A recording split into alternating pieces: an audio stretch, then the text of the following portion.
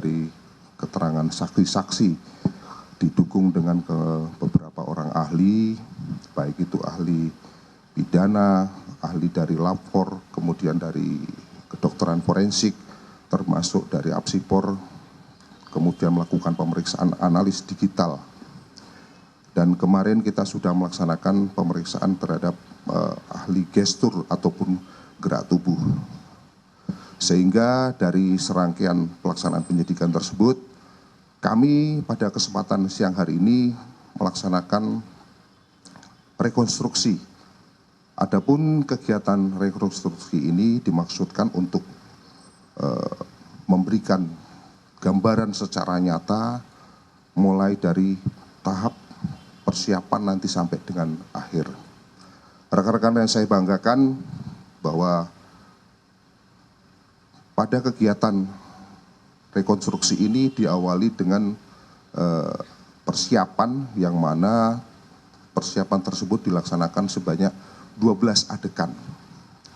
Yang mana yang seharusnya untuk kegiatan rekonstruksi ini dilaksanakan mulai dari rumah daripada si tersangka. Namun karena situasional sehingga kami melaksanakan start awalnya dilaksanakan, kita asumsikan rumah tersebut berawal dari Direktorat Krim ataupun di Mapolda yang nantinya akan menuju ke kolam renang.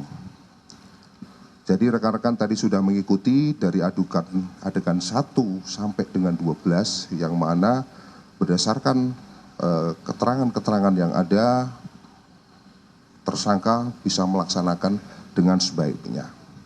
Namun nantinya pada saat di adegan ke-13 yang mana posisi itu di mana sudah menuju ke kolam renang, ada satu adegan di mana tersangka ini tidak mengakui bahwa telah mengakses CCTV ya, melalui browsing di internet untuk mengecek di lokasi apakah ada CCTV atau tidak. Padahal pada kenyataannya si tersangka ini mengakses atau membrowsing mencari CCTV yang ada di kolam renang sana.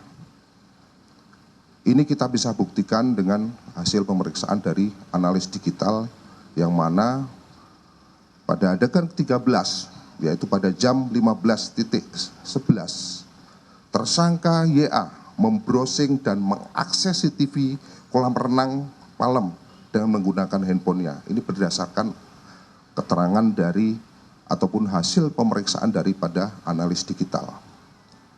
Ini sebagai bahan nantinya untuk kita mempertimbangkan dalam penerapan pasal, khususnya dalam penerapan pasal 340 ataupun pembunuhan berencana.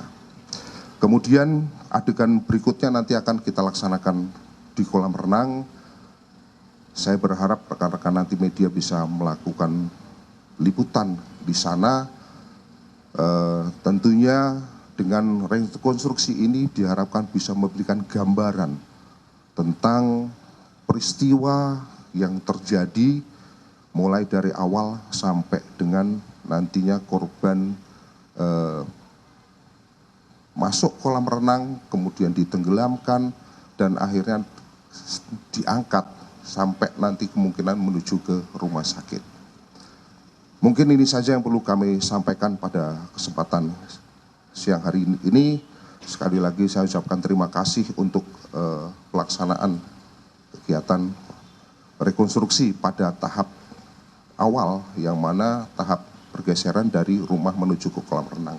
Selanjutnya kami mengajak rekan-rekan sekalian untuk bisa kita sama-sama bergerak menuju ke kolam renang untuk mengikuti rekonstruksi berikutnya di kolam renang.